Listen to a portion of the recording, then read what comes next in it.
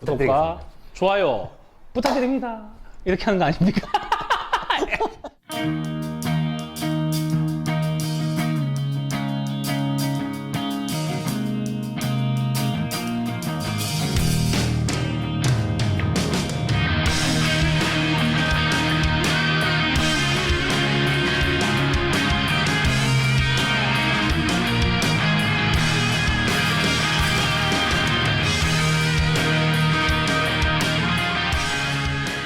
배구를 사랑한 두 청년의 대담한 썰풀이 대담하서 9월 첫 번째 시간을 시작하겠습니다. 반갑습니다. 와, 오랜만에 초대 손님이 없습니다. 그래서 오붓하게 두 명이 오늘 작가님도 일정상 못 오시게 돼서 두 명이서 우리 둘이 단둘이 말 많이 하셔서 좋으시겠어요. 아닙니다. 오늘 짧게 임팩트 있게 조금 해보겠습니다. 근데 참 오늘 내용이 할 말은 정말 많은 주제들이다, 그죠? 네, 그래서 한번 시작을 해보겠습니다. 최근 가장 이슈죠. 의료 파업, 의대 의사 파업이 일어났습니다. 사실 정확하게는 파업은 아닙니다. 파업이라고 명칭해서는 안 되고 의료 거부 상태거든요. 진료 거부 상태거든요. 이유가 뭡니까? 그 정부에서 내놓은 공공의료 확대로 인해서 의사를 10년간 4,000명, 연간 400명 이상 더 모집하겠다. 이 모집이라는 게 사실 이게 국가고시거든요. 국가고시 면허증이 나오는 거기 때문에 국가에서 정할 수 있는 상황이에요. 그리고 의료 같은 경우에는 국가 공공재로 보기 때문에 이게 파업이 아닌 이유가 그겁니다. 의사는 원래는 진료를 거부할 수 없다가 법에 명시되어 있습니다. 그런 상황인데 본인들의 이권을 위해서 혹은 본인들이 생각하는 정책과 맞지 않다고 해서 지금 파업의 형태, 의료 거부의 형태의 일종으로 파업을 하고 있는 거죠. 여러 가지 생각이 듭니다. 어떻게 저는 솔직히 생각하십니까? 뭐 파업에는 반대하진 않아요. 그러니까 뭐 페북에도 여러 글들이 올라오고 있는데 뭐 옛날에 그런 얘기 있었잖아요. 뭐 이제 교원들 전교조 파업할 때도 뭐 파업해서는 안 된다 이런 얘기들이 있는데 파업할 수 있는 권리는 있다고 생각해요. 근데 그 파업이 정당한가 그리고 파업의 형태가 정당한가 네. 그런 거 되게 중요할 것 같습니다. 네, 우선은 이분들이 그러면 왜 파업하고 있는가에 대한 뭐 핵심 정책이 몇 가지 있는데 다들 잘 찾아보시고 아시고 계시리라 생각합니다. 간단하게만 말씀드리면 의대 정원 확대를 반대하고 있고요. 공공의대 설립을 반대하고 있습니다. 그다음에 원격 의료도 반대하고 있고요. 그다음에 한약제 이거를 건강보험 적용시키는 것에 대해서 반대하고 있는데 저는 이 중에서 몇 가지는 동의하고 있습니다. 저 같은 경우에는 원래도 원격 의료는 반대하고 있는 상황이었고 한약제도 논란이 있을 수 있기 때문에 협의를 같이 해봐야 될 상황이다 정도로 생각하고 있거든요. 그런데 의대 정원 확대라든가 공공의료 확대 같은 경우에는 필요한 상황이라고 본인들이 이미 연구 결과도 냈었고 지금 주로 파업하고 있는 곳이 서울대 의대가 가장 크게 파업을 하고 있거든요. 서울대 의대에서 연구했던 주제가 공공의대가 더 많아야 된다. 용역 사업을 벌여서 많아야 된다는 결론을 냈고 올해가 아니고 작년 말 2019년 말에 서울대 병원장님께서 직접 공공의료 확대, 의료 의사 수가 모자라서 확대가 필요하다는 칼럼까지 썼는 상황에서 지금은 반대하고 있는 상황으로 바뀌었습니다. 거기에 대한 혹시 대답이 있나요? 그 문제 제기에 대한. 그때는 반대했는데 찬성했는데 왜 지금 반대하느냐에 대한. 제가 확인한 바는 아직까지 그렇죠. 그 논리에 대해서 이렇게 해서 다르다라는 논리를 얘기는 하지 않고 있는 걸로 알고 있습니다. 저는 사실 제가 개인적으로 이제 의료계 쪽에 보건계통에서 일을 했지 않습니까? 제가 의료인이라고 하지 않는 이유는 저는 법적으로 의료인이 아니고 의료기사입니다. 보건계통. 의료인은 의사, 간호사, 약사만 의료인으로 간호조무사도 아니고. 아니고 의료인이라고 정해져 있습니다. 그리고 나머지는 의료기사 혹은 뭐 의료 쪽 관련된 보건계통으로 보고 있습니다. 그 중에서 아까 말씀드린 것처럼 면허증이 있습니다. 면허증 자격증 차이 아시고 계십니까? 네. 면허증은 가진 사람만 할 수 있습니다. 면허를 가진 사람만 그 분야에서 행할 수 있습니다. 그래서 운전면허증이 없으면 운전을 하면 안 되는 것처럼 의사 면허증이 없으면 의료행위를 하면 안 되고 임상병리사 면허증이 없으면 임상병리사 행위를 해서는 안 되게 되어 있습니다. 저는 그래서 임상병리사 면허증을 국가 통제하에 있는 면허증을 가지고 있는 거죠. 어쨌든 의사들이 파업을 한다는 거 저는 개인적으로 그 민주주의 사회에서 밥그릇 싸움이라고 욕하시는 분들 많은데 저는 밥그릇 싸움 하는 게 맞다고 보거든요. 민주주의 사회에서 내 밥그릇을 지키기 위해서 싸움하는 건 저는 찬성합니다. 그것이야말로 진정한 민주주의 사회 아니겠습니까? 그런데 그 밥그릇 싸움 안에서 합리적인가, 공정한가를 따져봐야 된다고 보거든요. 맞습니다. 경험적인 걸 한 가지 말씀드리겠습니다.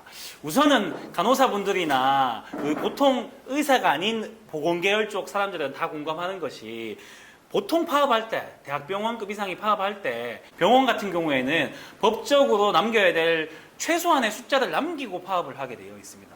그래서 응급실이라든가 중환자실이 돌아갈 수 있도록 해서 파업을 하거든요. 그래서 일반적인 그 통상적인 진료는 줄어듭니다.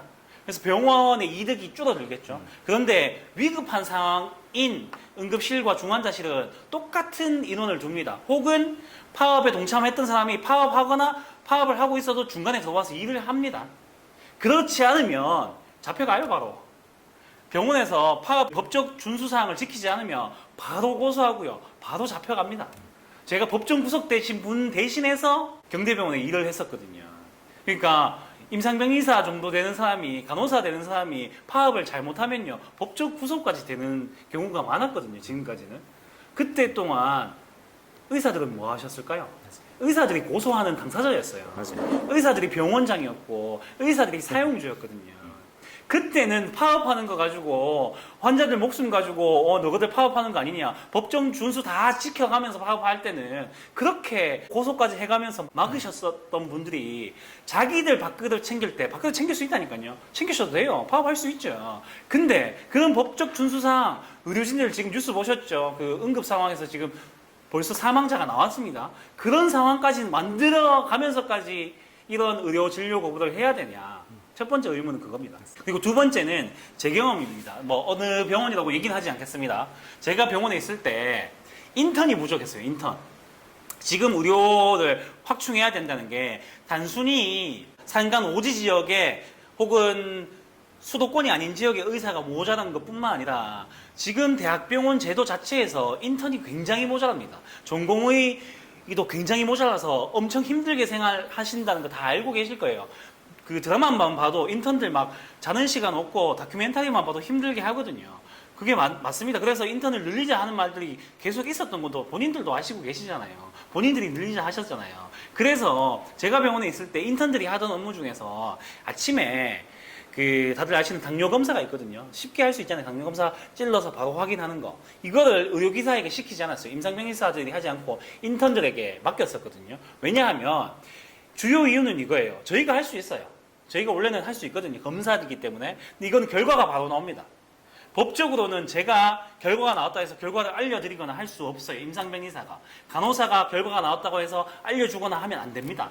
의사가 해야 되는 역할이에요. 법적으로.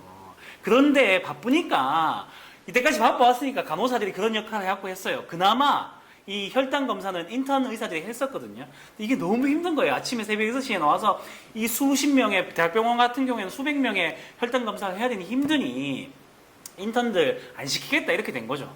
그 업무를 임상병 의사들이 받게 됐거든요. 근데 임상병 의사들이 무슨 간호사처럼 그 환자 몇 명당 숫자가 있는 게 아니기 때문에 임상병 의사들은 최소한의 인원으로 있었거든요. 그거 업무를 받을 수가 없는 상태였어요. 그래서 채용을 또 2명인가 몇 명을 더 하게 됐습니다. 새벽 6시에 나오는 계약직 직원을. 이 계약직 직원들요, 2년마다 잘려나갔어요. 2년도 아니죠. 1년하고 다 잘려나갔었어요. 지금 어떻게 하고 있는지 모르겠지만 제가 있을 당시에는 다 잘렸었거든요. 이 사람들 신분 보장 안 되는 계약직, 인턴들이 못하겠다 해서 하는 업무를 신분 보장 안 되는 계약직으로 다 나가게 만들었었어요. 그때 의사들께서. 그때는 왜 가만히 계셨죠? 그때 왜 신분 보장 안 되는 직업 사람들 뽑는 거에 대해서 아무 말씀도 안 하시죠? 공동체 의식 있으셨나요? 공공재라고 생각하셨나요? 저는 의사들이 그런 생각 안 한다고 보거든요. 한번 일반 대학병원들 한번 어떻게 돌아가는지 가보세요. 제가 여기 수십 명 데리고 올 수 있습니다. 대학병원에 잘못된 의사들이 어떻게 하고 있나. PA 간호사라는 제도 보셨죠? 최근에 뉴스에서 많이 나오고 있습니다. 지금 의사들이 법적으로 의사들이 해야 되는데 안 해서 의사가 모자라서 간호사들이 하는 업무들이 있거든요. 외국에는 간호사들이 하고 있어요. 그래서 외국에는 PA 간호사라는 그 법적으로 만들어 놨어요. 근데 우리나라에는 의사들이 반대합니다. 자기들 밥그릇 뺏긴다고. 반대하는 거 이해해요. 그럼 본인들이 하시면 되잖아요. 현실에서는 실제로는 간호사들이 하는데 법적으로는 의사들이 밥그릇 뺏긴다고 안 하고 있거든요. 작은 병원들 간호사들이 대리수술하는 거, 간호조무사가 대리수술하는 거 문제들 의사들 부족해서 나오는 거잖아요. 본인들이 할 수 있으면 하시면 되잖아요. 그런데 본인들은 자기들의 이득이나 이런 것 때문에 법적으로는 허가 안 해줄 거면서 현장에서는 힘드니까 간호사들을 시키고 간호조무사들을 시켰던 거 아닙니까? 그 정맥 체열 말고 동맥 체열이라는 게 있거든요. 해보신 분들 아실 거예요. 여기서 체열하는 건데 동맥에서 체열해요. 위험하거든요. 그래서 임상병리사, 간호사가 체열 못하게 돼 있습니다. 한번 가보세요. 임상병리사가 안 하는가? 다 하고 있습니다. 이거 하려면 의사 불러서 전화해서 오세요 해야 되거든요. 와서 체열해 주십시오 해야 되거든요. 그러면 전문의 인턴 이상급이 보통 옵니다. 전문의가 오든가 보통 아기들 체열할 때 많이 하거든요. 소아과에서 오든가 하거든요. 그러면 그분들 오실 때까지 환자도 을입니다. 을. 환자가 갑이 아니고 을로 기다려야 돼요. 그 시간 기다려야 됩니다. 의사가 언제 올지 모르죠. 언제 올지 모르는 시간 동안 기다려야 됩니다. 20분, 30분이고 기다렸다가 의사가 와서 체열해야 되거든요. 근데 그 경우도 잘 드물어서 그냥 의사 못 기다리겠으니까 해주세요 해서 하는 경우 많습니다. 불법이잖아요, 이거 다. 이거 다 불법인데 다 무시하고 계셨잖아요, 이때까지. 그래 놓고 이제 와서 의사들 모자란 거 뻔히 알고 있는데 이제 와서 의사 증원하겠다고 하니 본인들이 나가서 개원의 했을 때 경쟁이 치열한 거 저도 알고 있습니다. 심평원에서 만들어 놓은 수가들, 보험료 수가가 좀 나빠서 힘든 과에서 수익이 안 된다는 거 저도 알고 있어요. 그 부분 개선해야 된다는 거 알고 있거든요. 그 부분에 대해서 얘기해야 된다는 것도 맞는데 지금 그런 것 때문에 싸우시는 거 아니잖아요, 사실. 의사 정원 늘리면 내 밥그릇 줄어들겠다 이것 때문에 싸우시는 거잖아요, 사실은. 그러면 이때까지 그렇게 하셨으면 안 됐죠. 근데 제가 그게 너무 안타깝습니다, 사실. 이거를 제 입장에서 최근에 솔직히 말씀드리면 개인적으로 주변에 의사 친구도 있고 그 가까운 지인 중에 이제 한의사도 있고 약사도 있고 그런데 그러니까 이게 정말 복잡한 문제고 많은 검토들이 필요한 거더라고요. 그래서 그리고 특히나 이제 의사들이 주장하고 있는 것 중에 많은 상당 부분 굉장히 합리적이고 들어야 할 얘기들이 있고 거기서 정부에서 제대로 좀 진행 못하고 있는 부분들이 있어요. 근데 이게 제가 생각하는 문제의 핵심은 이제 미정현 의원이 얘기한 거랑 연결되는데 실질적으로 이게 제가 볼 때는 정말 죄송하지만 코스프레 같거든요. 그러니까 지금 정부가 무슨 독재를 행하고 있고 당신들은 국민들을 위해서 이렇게 싸워보고 있으니 국민들이 우리를 지지를 해달라는 얘기인데 그거 사실 아닌 거잖아요. 지금까지 그렇게 안 해오셨잖아요. 그러니까 지금까지 의사사회가 그 신뢰를 만들어냈냐고요. 국민들이 지금까지 의료 제도들의 문제들을 계속적으로 문제 제기해왔고 그걸 개선하기 위해서 스스로 노력해왔다는 얘기죠. 거기에 대한 불신들이 국민들에게 팽배한 거고 사실 그거는 저는 사실이라 보거든요. 그 스스로 이제 거기에 대한 자기 성찰이 좀 있었으면 좋겠어요. 두 번째는 뭐냐 하면 그래서 지금 그 극렬하게 그 문제 제기를 하고 있는 사람이 누굽니까? 최대집이 최대집. 의사협회 협회장 최대집. 한번 인터넷에 한번 찾아보세요. 이 사람이 어떤 인간인가. 그러니까 이미 국민들한테 신뢰받지 못할 사람을 대표로 뽑아놓고 있다는 얘기죠. 뒤에 우리가 얘기 나누겠지만 지금 물러났지만 한기총 회장이 누구였습니까? 정광훈이었잖아요. 자, 이 최대집이라는 사람이 모든 의사들의 어떤 내면이나 모든 의사들의 인격을 대변하고 있다고는 생각하지 않습니다. 정광훈이 모든 기독교인들의 그 인격을 대변하고 있지 않듯이. 하지만 그 사람을 대표로 뽑았잖아요. 대표로 해서 그 사람이 지금 정부를 상대하고 있고 그 사람이 지금 대국민 활동을 벌이고 있어요. 뒤집어 생각해 보십시오. 만약에 우리 민주당 대표가 그런 류의 인간이었으면 여러분들 용납하겠습니까? 우리를 비난하실 거잖아요. 우리 책임 있는 거잖아요. 그러니까 정말로 국민들이랑 대화를 하고 싶고 국민들을 위한 제도를 만들어내고 싶으면 스스로 좀 체계를 만들어서 정화해서 제대로 정말 국민을 대변하는 대표를 뽑으시고 거기서 제대로 된 대화를 하자는 얘기죠. 실제로 그거 아니면서 지금 정부는 엄청난 독재를 행하고 있고 우리들은 투사처럼 그들과 싸우고 있다. 이런 코스프레는 안 하시는 게 맞겠다는 게 솔직히 제 그죠. 생각이에요. 저는 논리적으로 맞지 않는 것 중에 또 두 가지가 첫 번째는 이미 정부가 발표를 했어요. 우선 보류하겠다. 코로나 끝나고 다시 얘기하자니까 완전 철회하지 않으면 안 된다 해서 파업하신 것 의료 거부하셨거든요. 그거는 사실 어떻게 봐도 본인들의 입장 지금이 기회다 하고 하시는 것 같아요. 저는 봤을 때. 그러니까 코로나 끝나고 얘기하실 수 있잖아요. 지금 보유 상태잖아요. 지금 독재라면 정부가 독재하는 게 아니고 의사 집회가 독재하는 거나 마찬가지인 거잖아요. 지금 상황은. 보류하겠다 했는데. 그 얘기를 보건복지부에서 나온 성명서를 보시면 다 맞는 건 아니겠지만 굉장히 일리가 있는 게 보건복지부에서 이 각 집단들과 함께 이거를 논의하지 않는 게 아니다. 의사 집단 등등 의료계 관련된 간접 집단들과 그 많은 협의가 거친 다음 이 내용이 나오는데 이거를 무조건 철회하지 않으면 우리는 안 하겠다는 얘기는 이분들과 모든 약속을 어겨야 된다는 것이다. 그게 보건복지부로 가능하겠냐는 얘기죠. 이렇게 정말 합리적인 대화들을 하고 있는가. 사실 그 큰 틀로서 이 문제를 본다 그러면 뭐 최대집에 대한 것도 그렇고 지금 그러니까 세부적으로 계속 좀 서로 살피면서 가야 될 것들이 많거든요. 근데 그게 정말 아예 안 되고 있는 상황을 지금 대한민국 사회의 문제점을 그대로 여실히 보여주고 있는 것 같아요. 서로 평행선만 달리고 있는 분이 극단적인 이 한 사람은 한쪽에서는 완전 이쪽을 개쓰레기처럼 몰고 있고 또 한쪽에서는 이쪽 집단을 또 개쓰레기처럼 몰고 있는 이 상황이 현대 한국 사회의 어떤 소통의 단절, 소통의 부재 이런 것들을 좀 대변하고 있지 않는가. 그걸 좀 극복하는 시간이 됐으면 좋겠다는 게 제일 좀 제 생각입니다. 그리고 이런 극단적인 상황을 만드는 것 중에 저는 큰 게 사실 일반 국민들, 시민단체와 최근에 대화에 이런 거에 문제가 생긴 거 잘 저는 못 봤거든요. 거의 대부분이 최근에 논란이 있었던 검찰 조직 혹은 병원 조직, 종교 조직이 특이한 형태를 가지고 있어요. 그들만의 리그, 그들만의 기득권층을 가지고 있거든요. 검찰 기수별로의 그 문화, 병원 똑같습니다. 사실 이번에 파업할 때 개원의는, 그러니까 나와서 계신 분들은 10%가 안 돼요. 파업 동참이. 그 10%는 사실상 정부 반대에 의해서 파업하지 않나라는 거 보이는 이유가 그겁니다. 나머지 80% 이상 파업에 동참한 전문의 같은 경우에는 다 대학병원 출신들이고 대학병원들 전부 그 학교 라인 출신들이거든요. 대학 교수들까지 동참해서 지금 함께하고 있잖아요. 특이한 일이거든요, 사실은. 그 대학병원 병원장이 의사예요. 그 대학교 나왔을 가능성이 출신이 큰. 그리고 그 후배들이 전부 다 의사인 거고요. 그들만의 리그에서 지금 행해지고 있는 파업이 아닌가.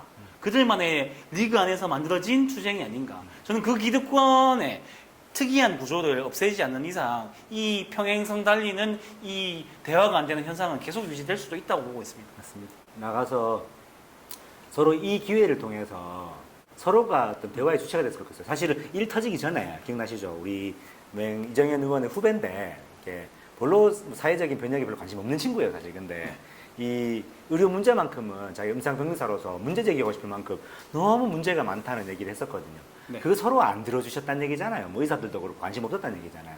그래서 정말 스스로의 목소리가 이렇게 절박한 것처럼 이제 다른 계층의 혹은 다른 의료인들의 얘기를 듣는 그런 계기가 됐으면 좋겠다는 생각입니다. 그러니까 문제가 정말 많은 게 맞아요. 이거는 문제를 개선해야 되는데 이 서로 간의 이 전문성에 대한 인정, 전문성에서 비롯된 어떤 사건의 문제 해결에 대한 어떤 의지들이 없이는 계속 평행선일 거거든요. 맞습니다. 그래서 의사분들, 파업하신 분들 한번 성찰의 시간을 가져보셨으면 좋겠어요. 진짜 그 문제, 논란이 있었던 문제 있는데 고등학교 종교육 1등 한 걸로 사회 기득권층이 돼서 평생을 누리는 게 당연하다고 생각하게 만드는 우리나라의 이 교육 제도가 저는 최악의 문제라고 저는 그 생각하고요. 사진 보셨죠? 그 그림. 저는 아직도 그게 누가 장난을 친 건가 싶을 정도예요. 그러니까 왜 우리 민주당을 비난할 때 왜 그런 식으로 프로파간다를 우리가 했는 것처럼 만들어서 하는 네. 거 있잖아요. 그 정도로 한번 띄워주시죠. 아니, 사진 제가 보내드리겠습니다. 정말 저는 아직도 사실을 믿고 싶지 않거든요. 이 정도로 아무리 똑똑한들 막말로 이 정도로 인문학적 감성이 없는 좀 집단들이 의사들인가? 저는 좀 믿고 싶지 않아요, 솔직히. 그래서 네. 안타까운 현실입니다. 너무 안타깝습니다. 네. 의사 얘기 이 정도 하면 될 것 같습니다. 이어서 바로 얘기하면 네. 그래서 지금 의사들이 파업하고 난 뒤에 지금 코로나가 재확산이 엄청났습니다. 예, 우리 8.15 집회 정광훈 목사를 주축으로 한 와우! 예, 종교단체를 가장한 수구 보수 정치 세력이라고 저는 맞습니다. 규정하고 있습니다. 예, 종교단체가 아니죠. 종교단체였으면 종교 집회적인 여건을 갖춰서 성경을 얘기했어야 됐는데 그 현수막은 문재인 퇴진이었어요. 맞습니다. 문재인 퇴진이 걸려 있었습니다. 계속 그래왔죠. 사실은 뭐 이번 사태뿐만 아니라 수년간 지금 네. 정치 목사였잖아요. 정치 그렇죠. 목사. 정치 소위 목사가 엄청 말하는. 유명하죠.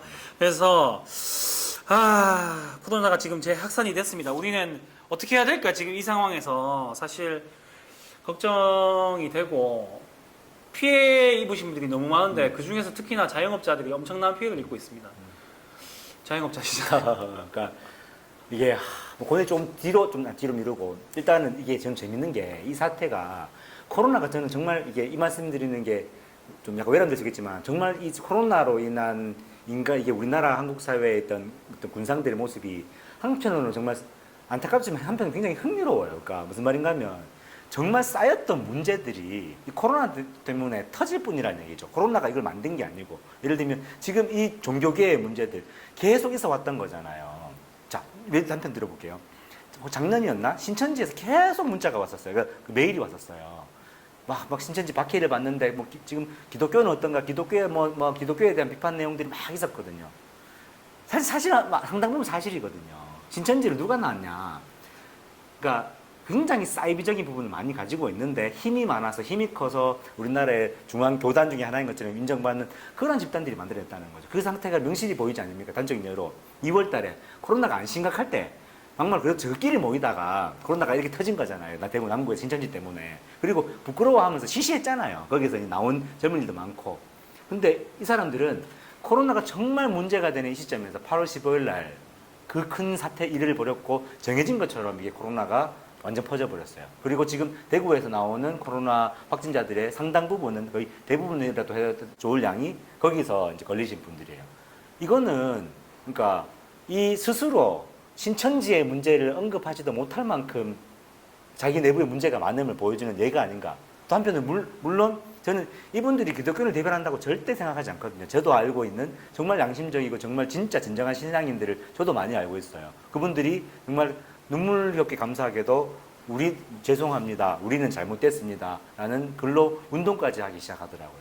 거기에 대해서 기독교 일반을 비난하고 싶지 않은데 분명한 것은 최대집을 의사들이 낳은 것처럼 의사들의 무관심과 의사들의 몰이해가 낳은 것처럼 정광훈도 결국에는 이 기독교 집단의 비성찰이 낳은 거란 얘기죠. 거기에 대한 성찰을 제발 좀 내부적으로 하셨으면 좋겠다는 생각이 많이 들었습니다. 네, 그 정광훈이 사실 몇 년 전부터 유명했었거든요. 안스 목사라는 이름으로 유명했었고. 지금 한기총 목사 아니라지만 네. 한기총 대표였잖아요. 그러니까요. 네. 그래서 뭐 지금은 이단으로 하자까지도 얘기를 나오고 있다고 하더라고요. 뭐 이제 와서 이단을 만든 저희는 그게 상관없고 코로나 확산에 대해서 어떻게 해야 되냐 이 생각을 해야 되는데 중요한 거는 제가 뭐 얼마 전에 미국 그때 말씀하셨던 거 미국 사람들 얘기를 들으니까 마스크를 쓰면 반 트럼프고 마스크를 안 쓰면 트럼프 지지자다 이런 게 미국에서도 있었다 하더라고요. 그런데 지금 비슷한 분위기가 됐어요. 맞습니다. 지금 어떠냐면 그쪽 입장에서는 지금 정부가 다 거짓말하고 있고 네. 문제가 없는데 문제인 것처럼 하고 심지어 확진도 그런 교회를 탄압하기 위해서 가짜 확진을 만들어내고 있다 이렇게 주장을 펼치더라고요. 진짜 말도 안 되는 소리죠. 일반 근데 국민이 이게 들었을 때. 이것도 아까 사실 의사 문제로 연결되는 것 같은데, 자, 그럼 오케이. 대면 집회를 이제 막는 것이 기독교에 대한 탄압이다. 자신들이 해야 될 당연한 권리에 대해서 막는 거기 때문에. 와, 저는 진짜 좀 학을 띄게 첫 번째. 그러면 지금까지 아닌 그 수많은 어떤 다른 계층들의 권리들이 이게 핍박받을 때 얘기했던 그 당신들의 얘기는 뭐냐는 얘기죠. 그 문제, 당신들은 뭐 문제가 많고 뭔가 뭐 국가 전복 세력이고 이런 얘기들 기독교인들이 가장 많이 기독교 세력에서 많이 해왔잖아요. 그리고 뒤집어서 아니 이게 기본적인 정말 감각의 문제라 보거든요. 지금 대면 집회를 막는 것은 문제가 생길까 보죠. 누구가 죽어나가는 상황을 한시적으로 막기 위해서잖아요. 그거를 자유에 대한 침해라고 얘기하는 게 말 그대로 마스크 쓰는 것이 자기의 자유에 대한 침해라고 생각하는 못된 얘기죠. 무식한 일부 미국인들과 다를 바가 뭐냐는 얘기죠. 네, 그 독일에서 재판에 왔는데 그 종교 행사를 못 열게 하는 게 헌법에 침해하지 않는다라고 재판을 내렸습니다. 왜냐하면 헌법에 보면 우리도 종교의 자유가 있다 이걸로 말씀을 많이 하시는데 제가 헌법을 읽다 보니까 확실하게 느꼈습니다. 헌법에서 말하는 종교의 자유는요 가치관적인 자유입니다. 내가 그렇죠. 어떤 종교를 믿는 거는 누구도 탄압할 수 없어요. 양심의 자유랑 연결되는 거죠. 똑같습니다. 가치관적인 자유인데 행동의 자유, 절차의 자유, 그리고 예배의 자유를 준 게 아니에요. 맞습니다. 종교적 예배를 드리는 자유는 언제든지 통제될 수 있습니다. 국가에 의해서. 그래서 우리나라 뭐 군대 가보시면 알겠지만 세 종교밖에 못 가게 돼 있습니다. 못 가지만 그래서 자기가 이슬람처럼 하고 싶으면 혼자서 할 수밖에 없는 상황이에요. 국가가 그걸 전부 다 보장을 해줄 수가 없는 상황이거든요. 본인 스스로 믿는 것까지는 해줄 수 있지만 우리가 이걸 전부 다를 해줄 수는 없는 상황이거든요. 그래서 통제가 가능한 겁니다, 사실은. 그리고 기본적으로 그걸 좀 컨트롤해서 진짜 기독교 내부에 정말 성찰이 필요할 것 같아요. 그러니까 솔직히 신앙을 얘기하시는 분들이잖아요. 그 신앙을 얘기하시는 분들이 가장 기본적으로 인간이 지켜야 될 인간의 도리에 대한 감수성이 없으면 어떡하자는 얘기인지 모르겠어요. 이런 거잖아요. 자유란 거는 내가 얘를 때려 죽이고 찔러 죽이는 자유가 아니잖아요. 그러니까 자유라는 것에 그건 감각이 있잖아요. 나의 권리를 침해받지 않는 것. 그래서 누군가의 권리도 침해하지 않는 것이 자유의 기본이거든요. 네. 누군가의 자유를 지켜주는 것이 나의 자유의 근본이라는 얘기죠. 그리고 제가 제일 부끄러운 얘기, 저도 종교인으로서 제일 종교 얘기를 할 때 기종교인들의 부끄러운 얘기가 뭐냐면 종교의 기본은 뭐냐. 제가 아는 모든 종교의 기본은 황금률에서 시작되거든요. 내가 원하는 대로 상대방을 대하라. 내가 상대방한테 대접받는데 시고 싶은 대로 상대방을 대접하라는 게 종교의 기본이란 말이에요. 그러니까 그거를 지금 안 지키시겠다는 게잖아요. 많은 비기독교인들이 지금 이 코로나 사태를 빨리 극복하기 위해서 심지어 목숨도 있지만 생계가 달린 문제들이니까 빨리 극복하고 싶어서 이것들을 지키고 있는 상황에서 당신들은 비대면 집회가 그 신앙에 대한 존중이 아닐 거라고 자신들이 믿기 때문에 하기 싫다는 거잖아요. 그것도 사실 기독교 내부에서 나오고 있잖아요. 아니 신앙이란 것은 보이지 않는 것인데 어떻게 비대면 그게 그 예배가 그 신앙에 대한 존중이 아닐 수가 있냐고. 그러니까 거기에 대한 좀 성찰이 정말 필요할 것 같아요. 그리고 솔직히 말하면 또 이것도 가격하게 얘기하고 싶다. 아까 의사들에 대해서 좀 의사들의 내면에 대해서 시다를 까신 것처럼 솔직히 일부 목사들이 돈 때문에 그러시는 거잖아요. 맞습니다. 네. 그거 솔직히 얘기하고 넘어갔으면 좋겠어요. 지금 정광훈 보셨죠? 정광훈 자기는 돈에 상관없다 해놓고 결국 떴어요. 정광훈이 가진 수십억짜리 건물이 드디어 떴습니다. 맞습니다. 네. 와이프 그거 명의로 돼 있는. 사업하면서 신앙 팔지 않았으면 좋겠다는 얘기죠. 맞습니다. 대형 교회 목사들 특히나 자기들 연봉이라든가 이런 것 때문에 말이 많거든요, 사실. 그런 거 그래도 심지어 세금을 안 내고 있죠. 말이 많습니다. 그걸 어떻게 생각해야 될지 고민해야 될 부분인데 사실은 국민들 입장에서는 이게 돈을 위해서 하는 거 아닌가라고 느끼고 있습니다. 체감하고 있기 때문에 그거에 저는 속아나고 있는 혹은 동조하고 있는 분들이 안타깝게 생각이 듭니다. 다른 종교인들 계속 생겨나고 있잖아요. 그죠? 유명한 또 셀레브리티가 한 말인데 그 예배를 하지 말라 했을 때 목숨을 걸고 예배하는 것이 신앙이다. 또한 누군가의 권리를 침해하고 누군가의 목숨을 위태롭게 할 수 있을 때 그 예배를 멈추는 것도 신앙이다. 이런 정말 눈물나게 아름다운 자기 성찰들이 이루어지고 있는데 이분들이 이 기독교를 포방한 악마들과의 싸움에서 이겼으면 좋겠습니다. 네. 그 마지막으로 제가 인터넷에서 본 가장 최근에 인사이트적인 글이 있었는데요. 이런 얘기를 많이 하시더라고요. 문재인 대통령 들어와서 안 시끄러운 날이 없다. 이렇게 얘기를 그 하시더라고요. 얘기 좀 해달라고 얘기하려고 했는데 네. 기억하시네요. 그러는데 와 제가 너무 좋은 글 중에 촛불혁명 이전까지는 이렇게 시끄러운 적 많았거든요. 네. 근데 그 대부분이 국민들의 투쟁이었어요.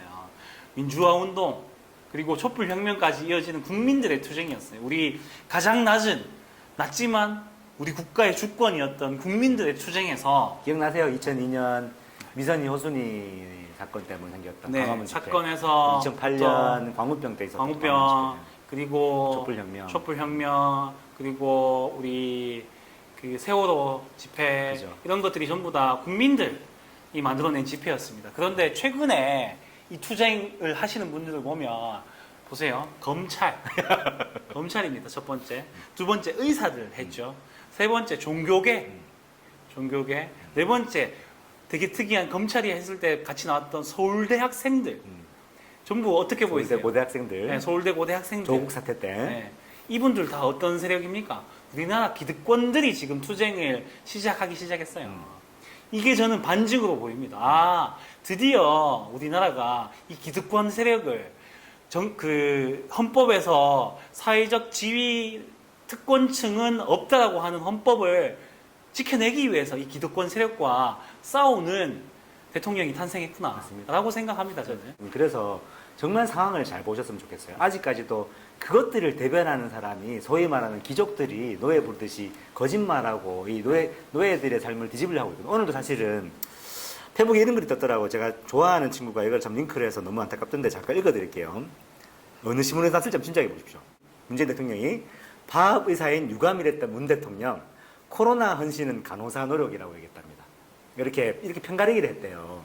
자, 근데 바로 신문 안에 내용이 나와요. 내용 읽어보니까 이렇게 코로나 사태로 위기 상황에서 간호사들이 현장을 지켜줘서 고맙다라고 얘기했어요. 자, 위기 상황에서 현장을 지켜줘서 고맙다고 얘기했는 것이 물론 거기에 대해서 비판의 여지가 있을 수가 있어요. 거기에 대해서는 존중합니다. 그거랑 코로나 헌신은 간호사 노력이랑 똑같은 얘기입니까? 이거는 완전한 프로파간다잖아요. 이게 어느 신문일까요? 무슨 조중동 중에 하나겠죠. 중앙일보였습니다. 그러니까 이렇게 말도 안 되는 거짓말로 편가르기 하면서 자신이 마치 정의로운 양, 정의를 지키는 양, 독재 정부랑 싸우는 코스프레를 하는 사람이 어느 쪽인지 그 판단들을 좀 제대로 하실 시기가 아닐까 싶습니다. 저는 믿고 있거든요. 수많은 국민들이 이제 선량한 양심적인 판단들을 하실 수 있다고 생각하는데 그리고 가끔 두려워요. 이렇게 뒤흔드는 거짓말로 진실인 척하는 사람이 너무 많으니까. 네. 의사 파업이랑 정광훈 사태는 뭐 국민적 동의가 저는 이미 있다고 보고 있어서 크게 맞습니다. 걱정할 필요는 없을 네. 것 같습니다. 조국 사태에서 흔들렸던 게 다시 지금 돌아오지 않나. 네. 뭐 조국 사태도 곧 끝날 것 같은데 재판부 내용 보시면 깜짝 놀랄 겁니다. 근데 너무 안타까워요. 저 지금 재판부 내용 보시면 저는 계속 이제 조국 이제 전 장관의 페이지를 이제 뉴스피드 하고 있는데 단 하나도 진실인 게 없었어요. 단 하나도. 얼마나 마치 진짜 70년대와 같은 검찰의 조작들이 있었거든요. 한번 쭉 읽어보셨으면 되겠어요. 근데 그 중에 단 하나도 중앙 언론에 나오고 있지 않고 있습니다. 네, 어쨌든 지금 의사 파업, 뭐 의료 진료 거부라고 하겠습니다. 의사들의 의료 진료 거부도 어느 정도 정리가 됐고 어느 정도 합의를 봤습니다. 그리고 또 재밌죠. 한쪽에서는 네. 의사들은 네. 최대제비 죽일 놈. 네, 또 다시 예. 또 문재인 정부 지지자들은 네. 또 정부 죽일 놈. 네, 이게 그- 너무 극단적인 똑같은 사태를 보고 어떻게 이렇게 다를 수가 있죠? 맞습니다. 그래서 참 재밌는 것 같습니다. 네. 어쨌든 어느 정도 정리가 됐고 파업 동참했던 의사들이 돌아오고 있다고 합니다. 돌아오는 상황이고 그리고 코로나 관련해서도 지금 현재 상황은 300명, 400명까지 갔던 게 100명대 정도로 줄어들었는데 다음 주에 조금 더 지켜봐야 되지 않는가 하는데 좀 더 줄어들지 않을까라는 생각은 가지고 있습니다. 대신에 중간에 힘드신 분들이 너무 많은데 좀 힘 좀 내시고 어쨌든 정부가 어떻게든 보상을 하든 어떻게든 구제할 수 있는 방법을 좀 찾아주셨으면 좋겠습니다. 오늘 큰 얘기, 무거운 주제 두 가지 의사 파업과 코로나19 확산, 종교계로 인한 코로나19 확산을 말씀을 드렸는데요. 좀 과격한 표현이 있었고 저도 좀 과격하게 얘기했는데 좀 더 디테일하게 찾아보고 함께 고민해 봤으면 좋겠습니다. 네, 일주일 뒤에 뵙겠습니다.